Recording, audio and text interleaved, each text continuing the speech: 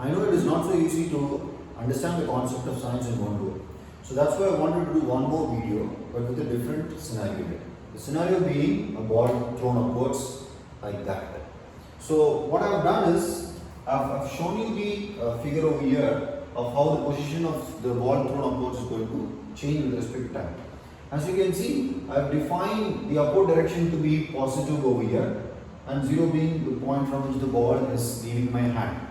Now you may be confused that I have taken positive upwards here and positive downwards in my previous video. As I told you, it is up to our wish to decide whichever direction to be positive. However, we will have to do it right at the first step, and we'll have to keep it fixed for the entire problem. Now, as you can see, I have also shown the positions at various instants in time. You can clearly see that the positions are becoming closer and closer as time ticks by. This tells us that the speed of the ball is decreasing as the ball climbs upwards, as the ball is moving upwards. Right. Now, to make it interesting, what I am going to do is, I am going to attempt drawing the position, velocity and acceleration time graph based on the knowledge whichever we have gained till now. So let's try and first draw the velocity time graph. Okay, to draw the velocity time graph, let's see whether we can find the initial and the final conditions. When I say initial conditions, what do you think will be the velocity of the ball at time t is equal to 0?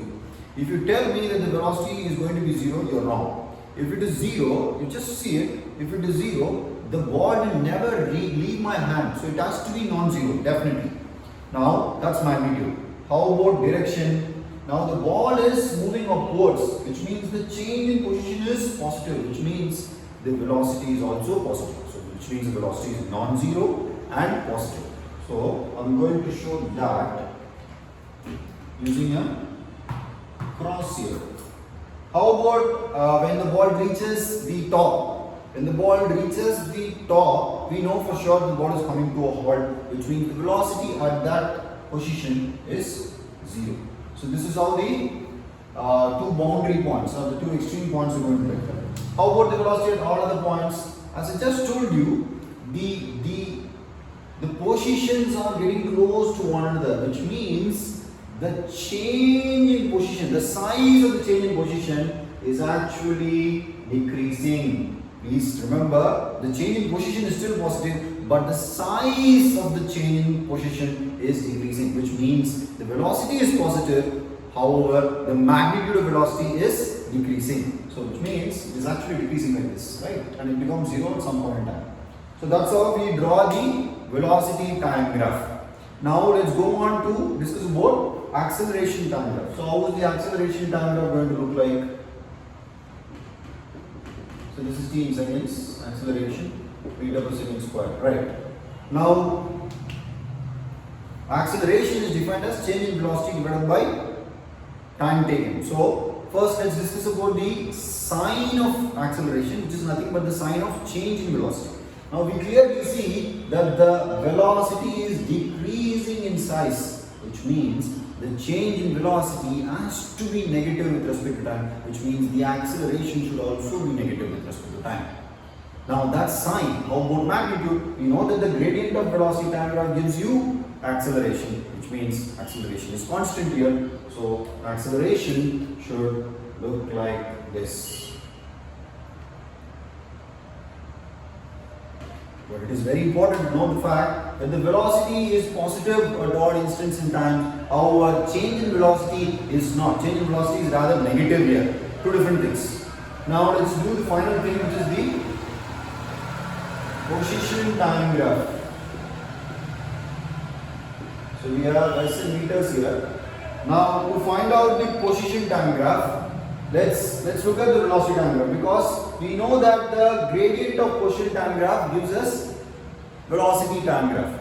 Now at time t is equal to 0, the velocity is positive and non-zero, which means if I draw a tangent to the position time graph at time t is equal to 0, it must be inclined upwards with respect to x-axis, and it must have some slope, some angle.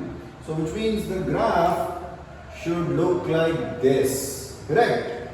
However, as time ticks by, what's happening to the size of the velocity? The size of the velocity is actually decreasing in size, yet still positive. Which means the gradients drawn to the position time graph should all be positive, which means making a positive angle with respect to x-axis. But the steepness of the line should decrease as time passes by. So, which means the graph is going to look like that. I'll draw you tangents and show it to you so that you understand it. So if I draw a tangent at this point, it's going to look like this. So which means it's non-zero positive. Over here, it's also non-zero positive. But however, this is less steep than this one, which means the magnitude of velocity here is lesser than this one. Clearly correlating with the velocity time graph we have drawn. So this is how we can use our knowledge to figure out the position, velocity and acceleration time graphs. Thank you.